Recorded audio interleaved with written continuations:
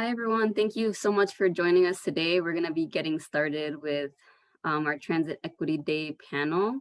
And just some logistical points, we have a sign language interpreter. You could look for it under the panel list. You'll see something that says ASL interpreter and pin the sign language interpreter to your screen.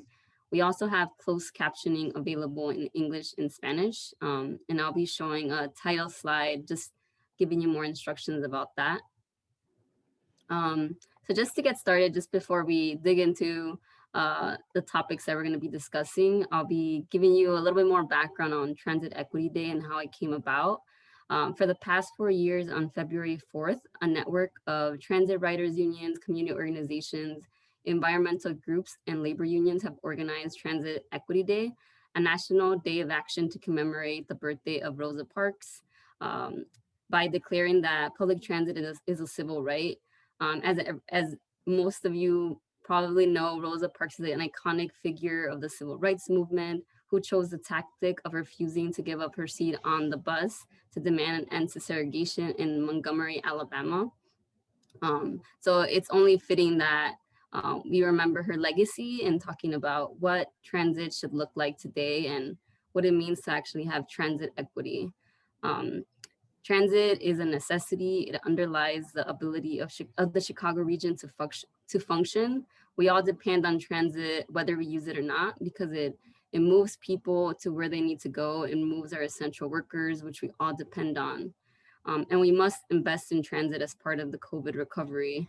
If we don't and the system withers away, we will force people to drive as their only transportation choice. And that is not a vision of a region that we would like.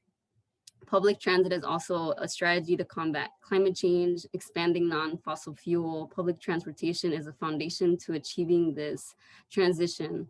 The recent COVID Relief Act provided only stopgap funding that will enable Chicago's transit system to continue to run at a reduced COVID level of service. It does not make transit whole. Transit must continue to be prioritized as a key COVID recovery to help restore economic health. And we have a great panel for you today to help kind of touch on a lot of these topics and what transit equity looks like in communities across the city and region. So joining us today, we have Keith Hill, president of the Amalgamated Transit Union Local 241. We have Congressman Chuy Garcia of Illinois 4th District. We have a recording by Congresswoman Robin Kelly of the 2nd District. We have Andrea Reed, the Executive Director of the Greater Roseland Chamber of Commerce and co-chair of the Coalition for a Modern Metra Electric. We also have Zair Menjivar, member of the Belmont Cragin Youth Leadership Council at the Northwest Side Housing Center.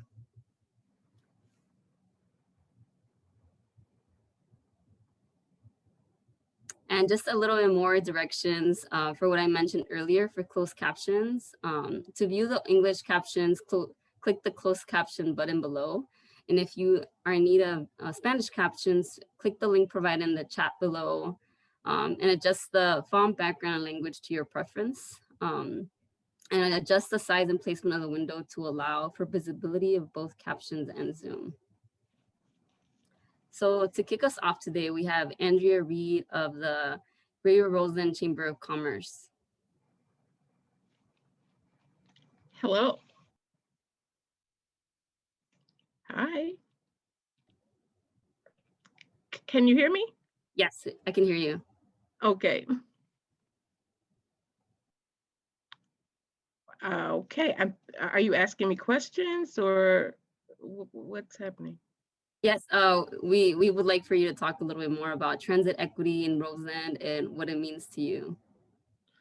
Okay, so again, I'm Andrea Reed, Executive Director for the Greater Roseland Chamber and co-chair for the Coalition for a Modern Metro Electric. Transportation, we feel, is a major driver. Ample access of the transportation provides an opportunity for people to have access to resources that are vital to everyday normal living. The lack of transportation can adversely impact the quality of life of those who do not have access. Transportation is vitally important for everyone. And employers want to know that their employees have ample access to transportation, allowing their employees to get to and from work with ease. And I don't think any employer wants the peril of knowing that their employee can't get home after a full day of work. The lack of accessible transportation can create a barrier to employment, limiting job opportunities for a population of people who are most dependent on transportation. Transit dependent individuals who are without access to transportation and don't have other options may resort to desperate measures to supply their daily needs, which we actually see that playing out in our society right now. This creates an environment that may not be safe alternatives, which ultimately can and does affect the safety of everyone. And in my opinion, it is inexcusable that in a major metropolitan city like Chicago, that certain geographical areas of our population have been cut off or have limited access to equitable, accessible, affordable, and seamless transportation. Unfortunately, cutting people off or limiting access can adversely affect the probability of job security, which in turn causes people to lose hope that then transforms the mindset to a spirit of hopelessness. Desperation can lead to tragic outcomes. Due to COVID-19, essential workers depend on accessible and affordable transportation as well.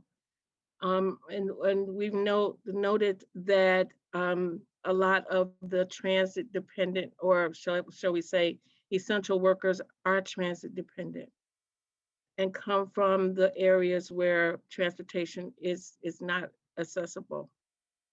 Post COVID-19, many more will depend on equitable, accessible, affordable, and seamless transportation.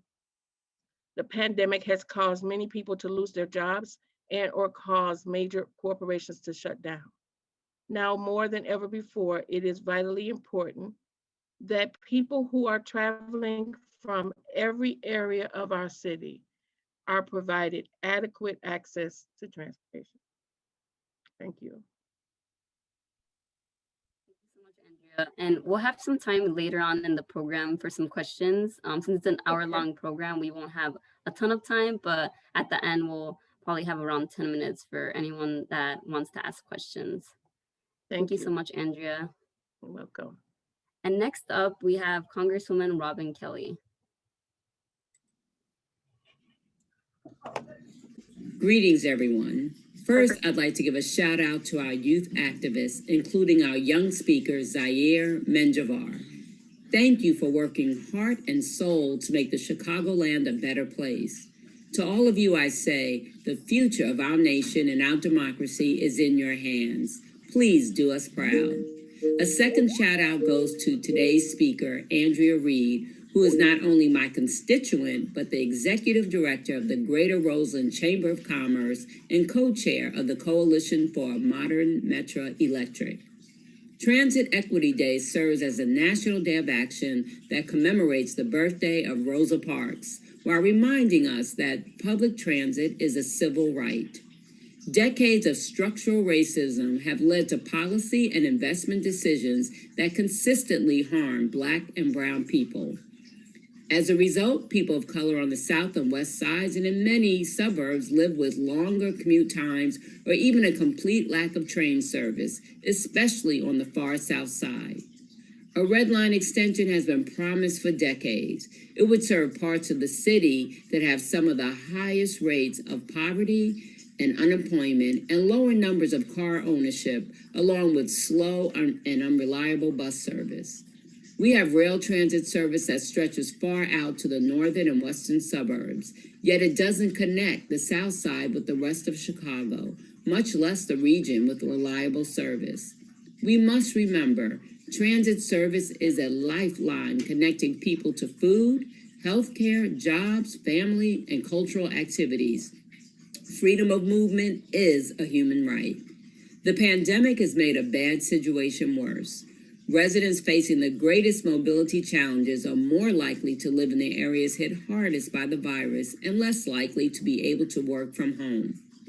Even when transit ridership took a huge hit during the pandemic, hundreds of thousands of people continued to ride transit during the height of the stay-at-home order, showing the essential nature of providing affordable and reliable transit alternatives. The majority of transit riders continue to be Black and brown essential workers who need robust, reliable service to go about their lives. Our entire society and economy relies on transit because the majority of essential workers rely on transit to show up to their jobs at hospitals, grocery stores, and warehouses.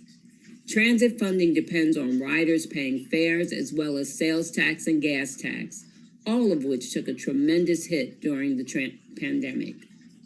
Federal support has been and will continue to be critical for transit to survive beyond this year.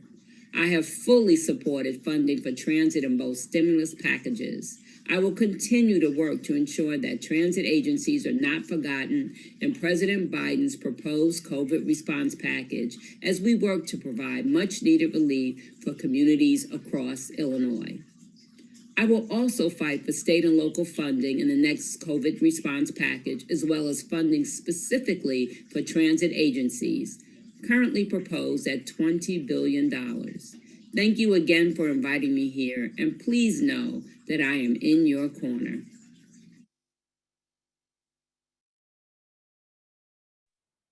I would thank Congresswoman Robin Kelly if she were here, but hopefully she's able to hear this later. It's always affirming to hear our political leaders uplifting transit as something that's a priority and not merely an afterthought. So next up, we'll have Zair and Javar of the Belmont Cragin Youth Council from the Northwest Side Housing Center talk to us a little bit more about what transit equity means to him and his community. Yes, hi. Good afternoon, everybody. My name is Zair. I'm one of the youth within the Belmont Cragin Youth Leadership Council. And for me, as a youth living in the state of Chicago, transportation equity should mean that I can get to any corner of the city, anywhere in the city through public transportation if I have to.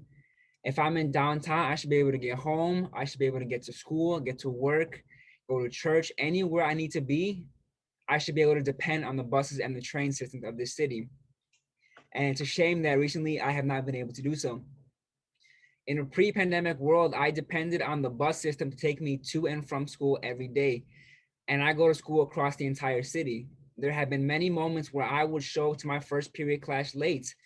And there have been many moments where I would show up to work after school late.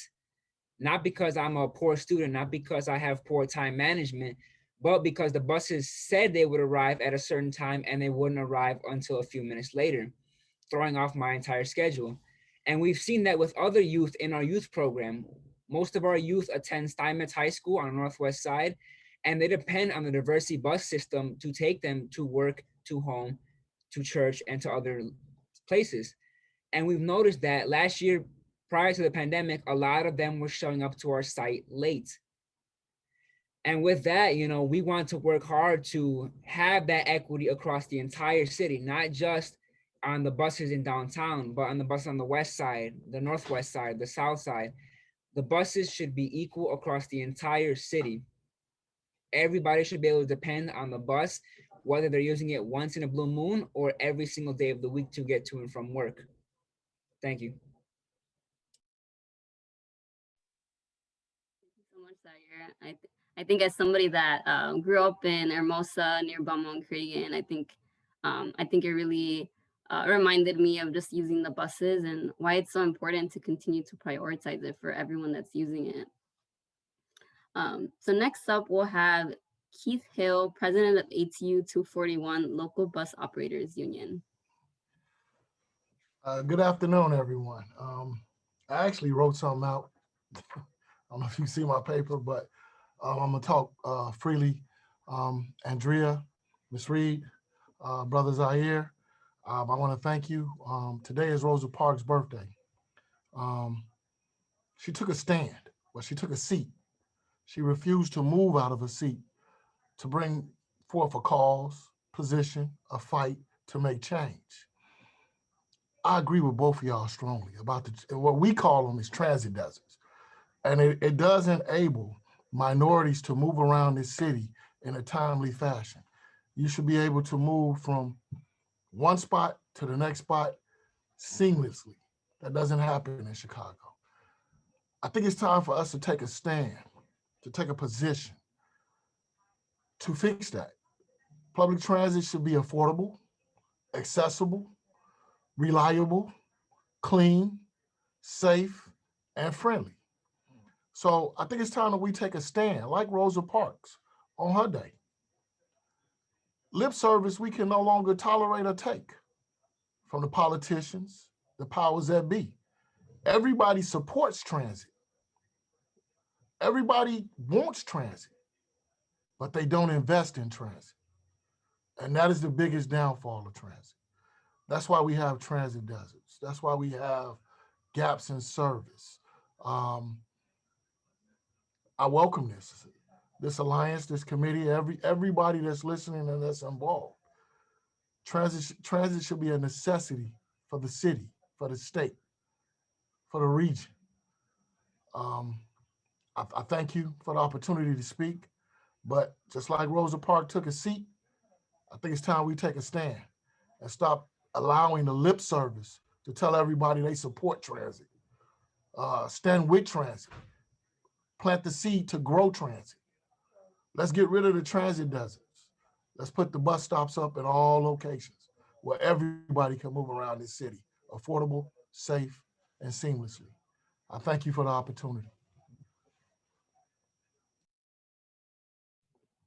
Thank you so much, Keith. So we'll have Chuy joining us around 12:30. So it looks like we have some time for a few questions.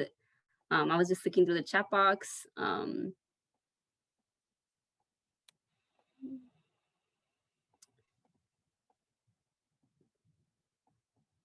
If anyone has any questions. Okay. Somebody asked, Mr. Hill makes a great point that everyone does believe in transit and wants it, but not everyone invests in it. How do you all suggest we encourage people, leaders, politicians to invest in affordable, accessible transit? And anyone can address this question.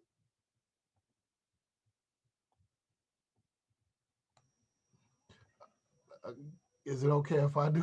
Yeah, go ahead. I mean, don't get me wrong. When I go to the contract table and meet with the powers to be, the first thing I start my meeting off by saying is, everyone talks about Chicago has this world-class transit system. I need everybody to invest in it. We have to, and I'm not a fan of taxes. I think that reallocating tax bases, changing how things are taxed will be a great boost to transit. Not increase taxes. You know, I'm not a fan of that. You know, I think they need to reallocate and change how they pay for transit. The gas tax is wonderful. Hotel rental cars is wonderful. You know, when you build a high rise that's going to house at least 100 people, condos in it. It should be like a real estate tax. Follow the San Francisco. There's so many different models out there that that we can tap into and use. But everybody's afraid to do it, or they all say they support transit. Everybody support transit, but when we go to them and talk to them about transit deserts in their neighborhoods, in their districts, it falls on deaf ears. They give us a smile and a dance. So, you know, I just think it's time that we push them to start reallocating or restructuring the tax-based system.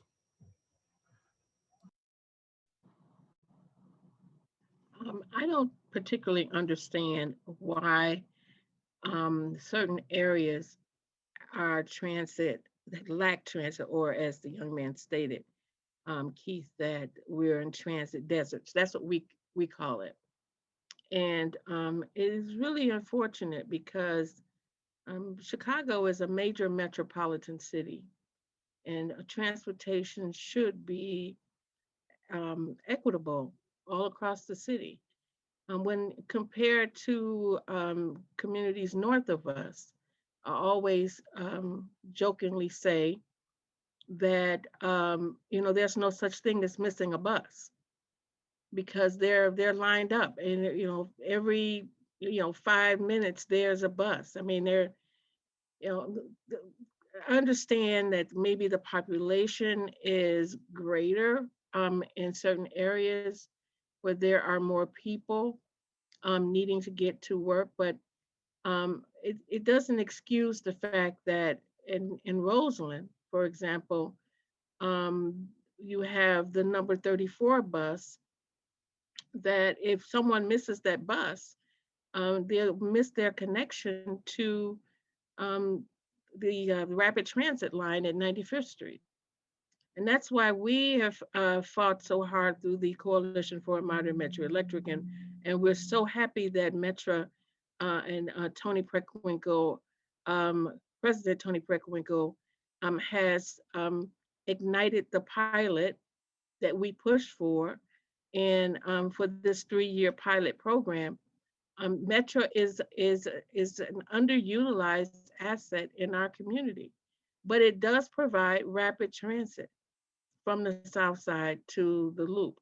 So we're happy that this pilot has taken place. Unfortunately, we're in a pandemic, and so the jobs are scarce. People have to lay off employees, and so ridership is down right now, and that's all across the city.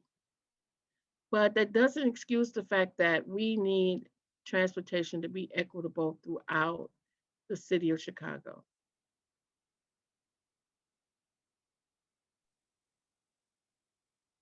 Another question that I saw in the Q&A box, safe for COVID. I think this question is an interesting one.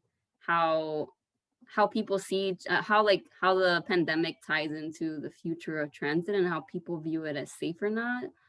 Whether it's kind of backed up by any sort of research that indicates any sort of COVID spread on transit, which hasn't been shown. So I don't know if any of you have any thoughts around COVID and how that has also changed people's feelings and thoughts about transit. Are you speaking in the form of safety? Yeah, safety from the virus or just in general bigger questions of yeah, like transit being something that people use as often if they're working from home, and is it seen as essential? Just differences in how the pandemic has shaped transit. From what I have heard, the essential workers, they have to work. And even though safety is an issue, it didn't stop them from getting on that bus or train and going to work. So, we have to practice social distancing, and people should wear their mask and they should wear gloves. So probably more public awareness should be made, or information about COVID should be enforced in the areas of public transportation so that everyone is safe and can continue to take public transportation. It's very important. And post-COVID, people are going to really need to get to work, really need jobs. So transportation is essential.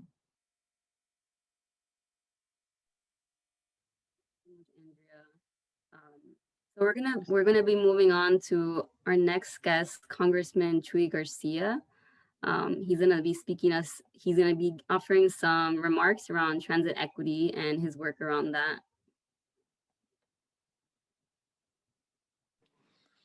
Good afternoon to all my transit friends and allies out there, and thank you, Lynda. We're about to take a vote on the floor of the House, so I had to run back to my office, but glad to do so. Thank you all. I know I said it last year, but I'm going to say it again. Public transit is not an option. Public transit is a lifeline. In fact, transit is equity and are calling for transit justice. Here in Chicago, or there in Chicago, our public transit is more than just a mode of transportation. It is a part of who we are. It is a part of our identity, and it shapes our daily life. For many, it's the only way to and from work, school, or healthcare.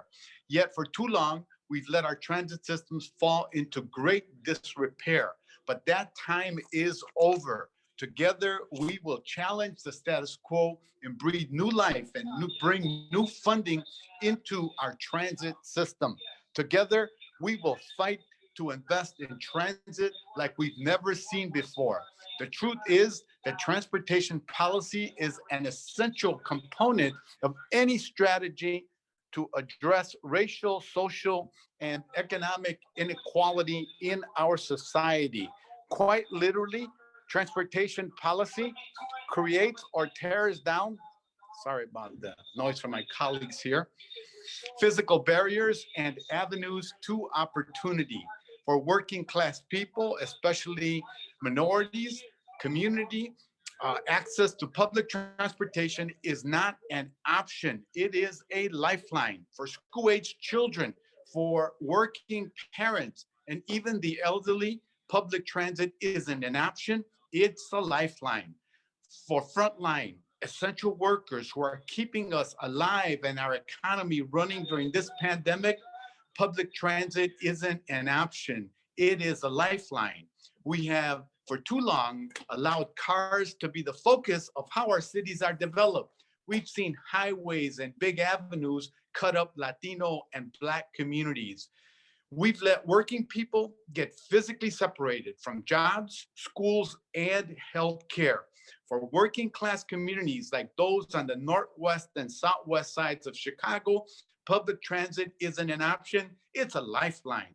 Last year, we fought to get $25 billion in transit for the CARES Act. They said no, but we succeeded.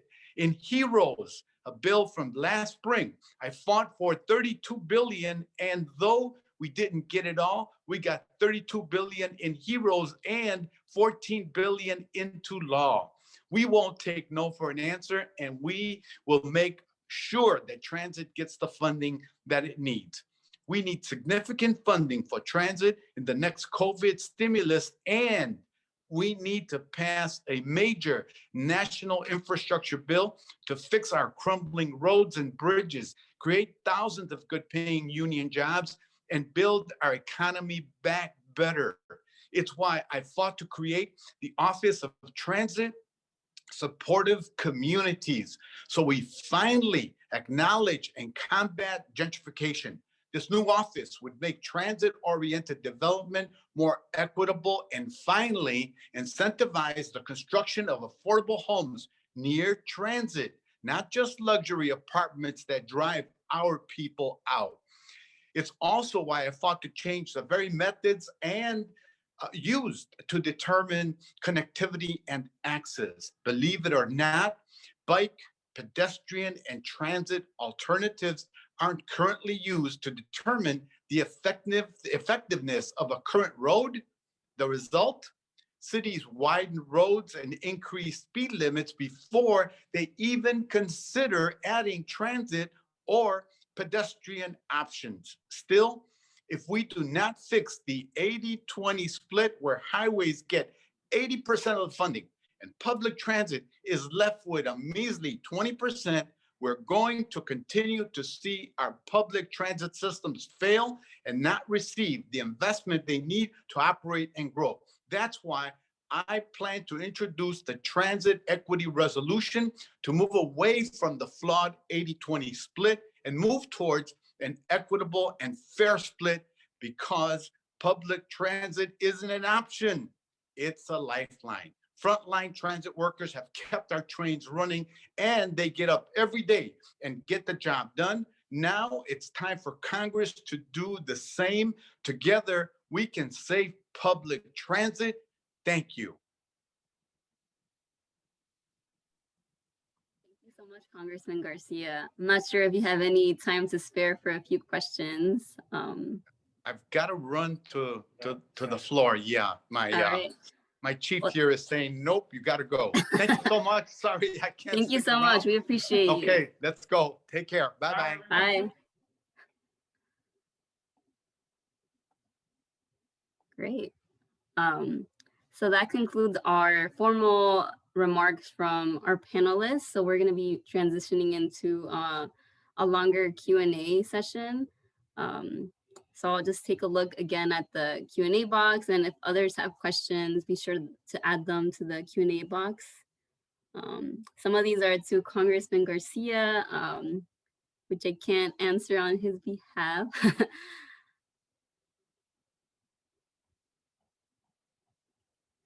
Or if any of the panelists want to offer some comments based on some of the things that you've heard, or any kind of questions that you have or comments. Want to offer you space to do that.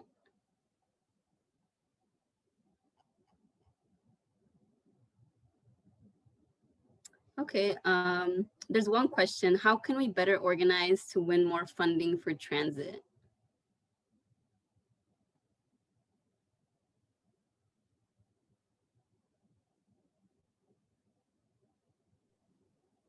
Good question. It's a good question. Yeah, how do we? We're doing everything we can. Our fight is not over as far as the coalition. We're excited again, as I stated earlier, about the pilot program. However, we need everyone on board. Unfortunately, the city of Chicago is not on board yet. So we will continue to push. And I think that the cry has to be a little louder. I think sometimes in our communities, people have the mindset of it is what it is, and that there's nothing they could do about it. But people don't realize that their voice, especially with our elected officials, we elect them to carry our voice. And so I think our voices need to be a little louder, and not in a aggressive, I don't even know the word I want to say, but I think in a constructive, well thought out plan, our voices can be heard. And that's the way we need to approach the situation, in my opinion. Yeah, I think what we saw with the Coalition for a Modern Metra Electra, that it took a long time, but there have been some successes. And I think part of it, like you said, was about being louder. I think in the last year and last 2 years, there was just a lot of attention to that issue. But it took a long time too. Yeah, well, we have to be constructive Mhm. and not disruptive. Yes, going off of what Andrea said about the elected officials, I think one of our priorities should be, how can we meet with our aldermen, our local officials? Can we get them to allocate funds out of their menu money for bike lanes? And regarding to the bus lanes, can we get a meeting with CTA? Can they promise us that they will do a survey on certain bus lanes that are struggling to arrive on time? I think, as Andrea said, we elect them. We vote for our aldermen, we vote for our senators. I think we should be pushing them to allocate funds and to give us verbal agreements to help us to for the bike lanes and for the buses.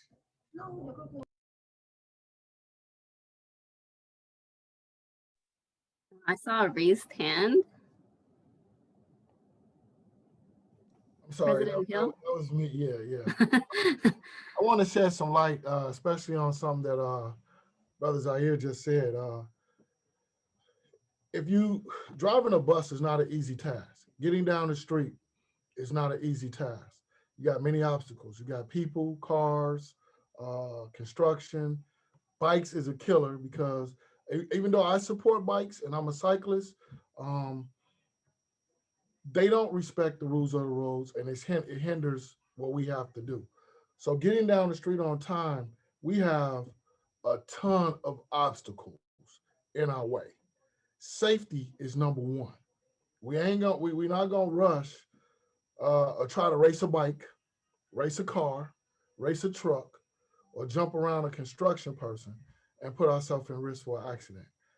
So when a bus ride arrives late, I'm asking the panel, those that take public transportation, it's a lot that the bus have to go through, the driver has to go through. And that's just outside the bus. I haven't even got to the problems on the bus. You know, how we are a babysitter, a doctor, a lawyer, a mother, a father, a sister, a brother, a counselor, a policeman. You know, we have so much going on.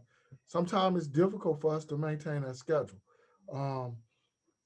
Funding, Representative Garcia said it best, both at the state level and at the federal level. That funding ratio needs to be adjusted. It needs to be either equal or close to equal. So it has to be a major push on getting that adjusted. And on the federal level, it's not just for Chicago, it's for all public transportation throughout the United States.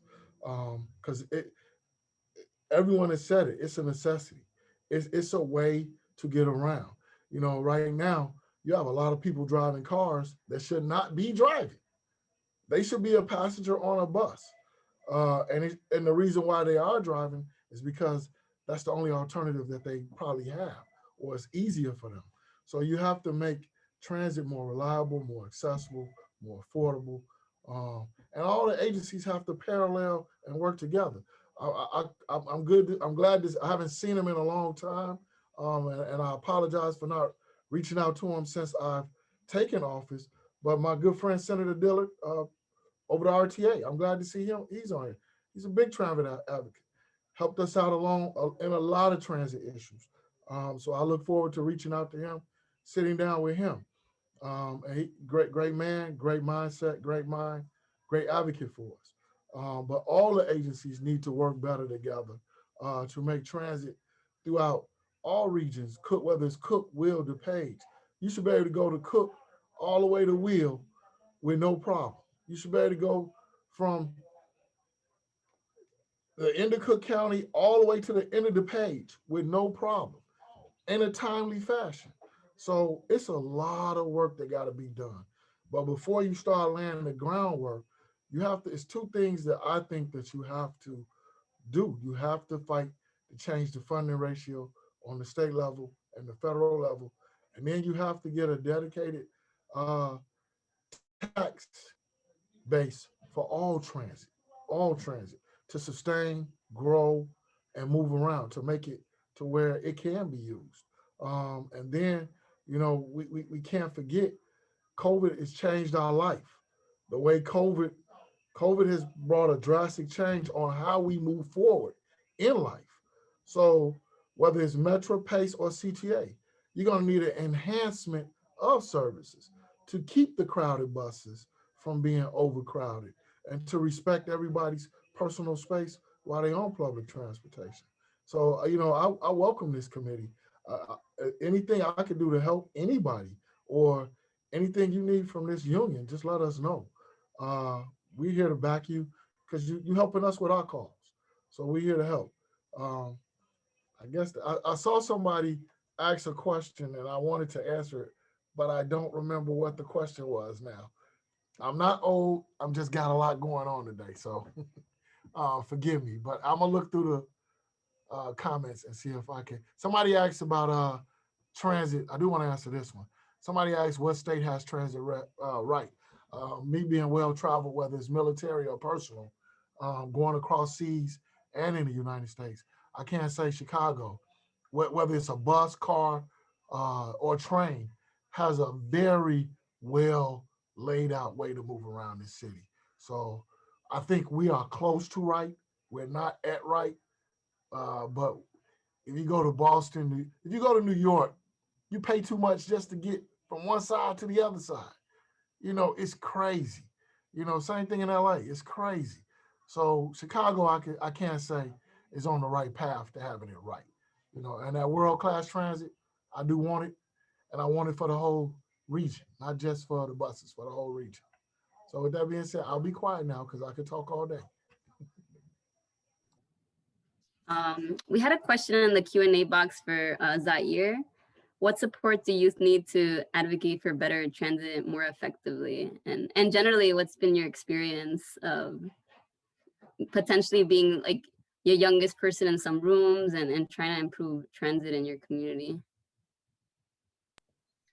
Oh yeah, well, being the youngest person in some of these rooms with elected officials, it can be hard, you know, because sometimes you just feel like they're just looking at you like, oh, you're just a high schooler, you know, what do you know? But we've done a lot of work. We've met with all three aldermen that represent our neighborhood, the 30th Ward, 31st Ward, and 36th. We've met with some state senators and federal senators. Our goal, what we want to do is keep being persistent. You know, we understand that there's many factors that go into the installation of bike lanes and the installation of dedicated bus lanes in the city. We know that there's a lot of work that goes into it, but we want to get the ball rolling so it develops into something bigger and better.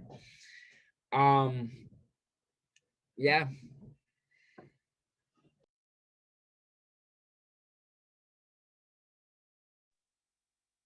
Thank you so much.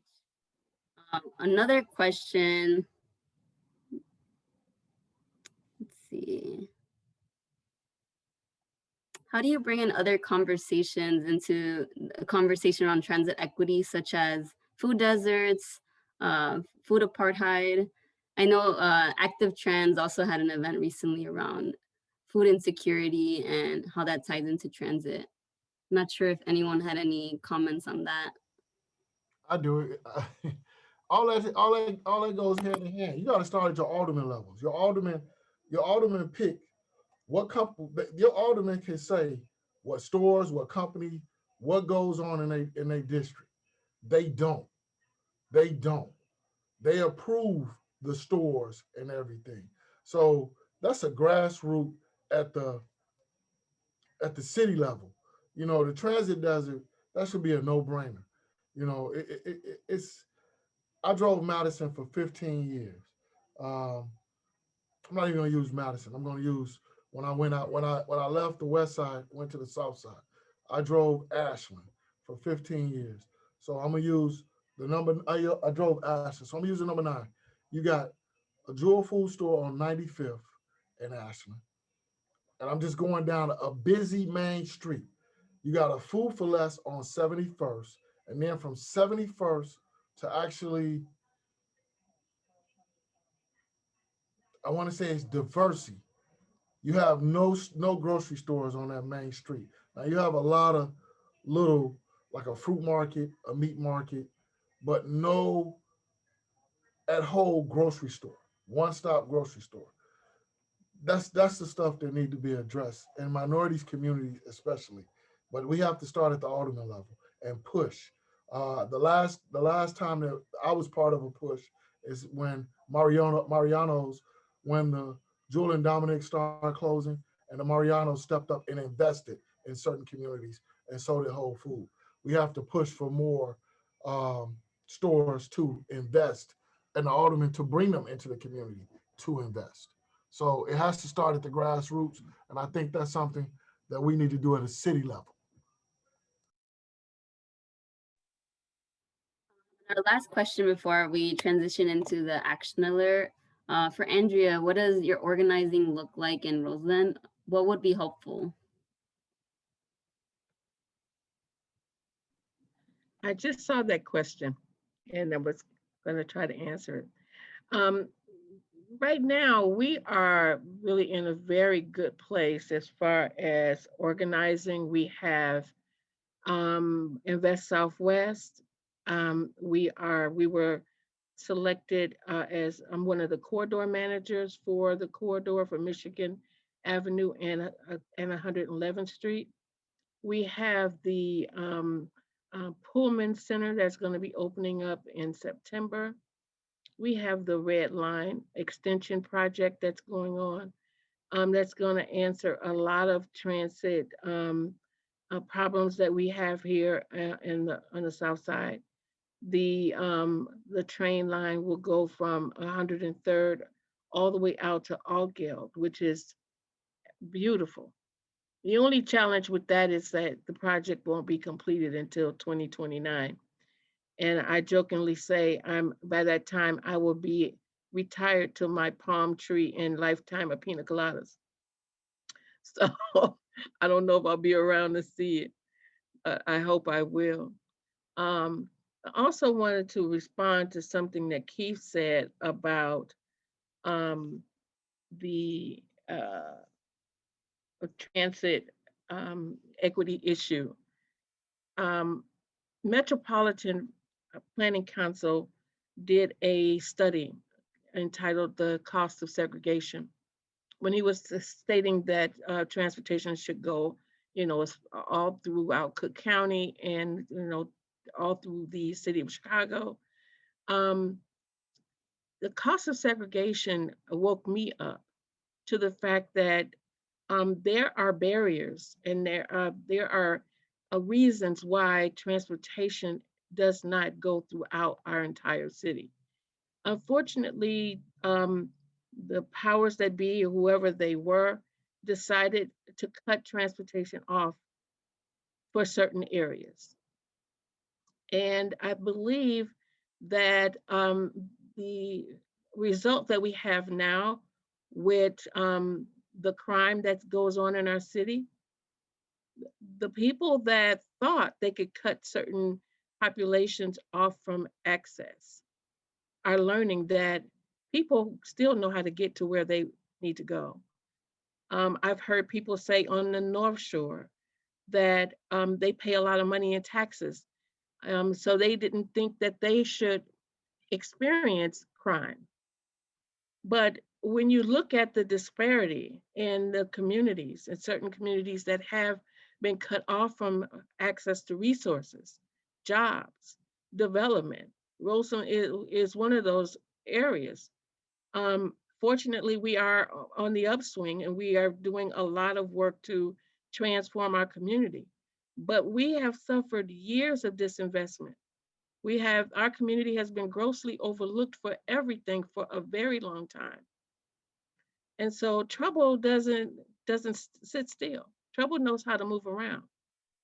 And so when you look at north of us, again, there's a plethora of everything from restaurants, cafes, beautiful uh, sidewalk, um, planters everywhere. I mean, it's beautiful when you go in certain areas. But then when you come back to certain areas on the south side and the west side, all you see are empty lots and dirt lots. And, there's a lot of lack of food choices, no restaurants. At a certain point, people begin to just put on the, it's the war paint time. And it's like every man for himself. So, I really believe that it behooves all of us to care about how every community looks because trouble knows how to move around. And until it's not like, well, I can just shelter myself off and have all of these amenities and forget about my neighbor. That's not how it works. And so again, the challenge of transportation is not just the problem of the people that lack transportation. The problem of transportation and equitable services throughout the city is everybody's problem. And we are our brother's keeper. And so we need to be conscious of that as a city and as a county.